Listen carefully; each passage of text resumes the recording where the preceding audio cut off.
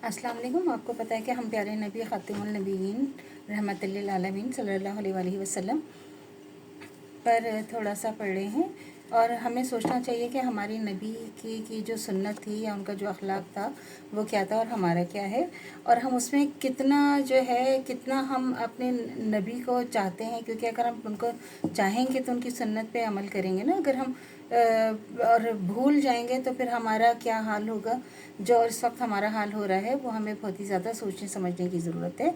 और हमारे सल्लल्लाहु अलैहि वसल्लम क्या था कि वो अक्सर औक़ात खामोश रहते, बिला ज़रूरत कलाम नहीं करते, और जब बोलते तो इतना साफ़ कि सुनने वाला खूब समझ ले। ना इतना लंबा कलाम फरमाते कि आदमी उकता जाए, और ना इतना मुख्तसर के बात अधूरी रह जाए। और किसी बात में किसी काम में सख्ती ना फरमाते, नरमी को पसंद फरमाते, अपने पास आने वाले की बेकदरी ना करते, और ना किसी की बात काटते, और ख़िलाफ़ शुरू होती तो उसको रोक देते थे या वहाँ से ख़ुद उठकर चले जाते। अल्लाह ताला की हर नेमत की बड़ी कदर फरमाते थे।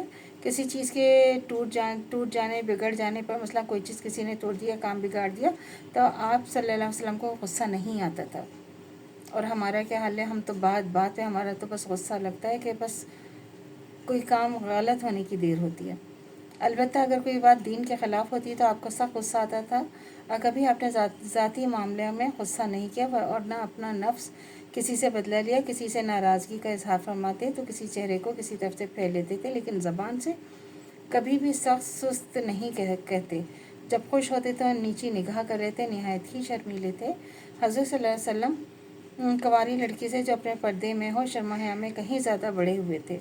शिद्दत हया की वजह से किसी शख्स के चेहरे पर नज़र जमा कर न देखते, कभी आंखों में आंखें डालकर न देखते। किसी शख्स को इत्तफ़ाक़न आप सल्लल्लाहु अलैहि वसल्लम के हाथ से कोई तकलीफ़ पहुंच जाती तो आप इसको बिला तकल्लुफ़ बदला लेने का हक़ देते, और कभी इसके अवज़ अब इसको कोई चीज़ रहमत फरमाते। अगर कोई गरीब आते या कोई बांदी या बुढ़िया आपसे बात करना चाहती तो सड़क के एक किनारे पर सुनने के लिए खड़े हो जाते या बैठ जाते। बीमार होता तो इसकी बीमार कुर्सी फरमाते। किसी का जनाजा होता तो इसमें शरीक होते। ये इब्ने साद की हदीस है। आप सल्लल्लाहु अलैहि वसल्लम के मिजाज में इस कदर तवाज़ु थी कि अपनी उम्मत को इसकी ताकीद फरमाई है कि मुझे और मुझको मेरी दर्जे से ज़्यादा ना बढ़ाओ, और फरमाया कि जब सहाबा कराम मिलते तो आप इनसे सहाफ़ा करते, मुसाफ़ा करते और दुआ फरमाते। सही निसाई की हदीस है। और जब किसी का नाम मालूम ना होता तो उसको बुलाना होता तो या अब्दुल्ला, ए अल्लाह के बंदे कह के बुलाते हैं। इब्ने की हदीस है। और जब आप सल्लल्लाहु अलैहि वसल्लम चलते तो दाएं बाएं नहीं देखते थे। हाकिम अपने से साथ की हदीस है। तो अल्लाह से दुआ करनी चाहिए जो हमारा ईमान है मरते दम तक कायम दायम रहे, ख़ात्मा बिलखैर ईमान पर हो। इजाज़त दीजिए।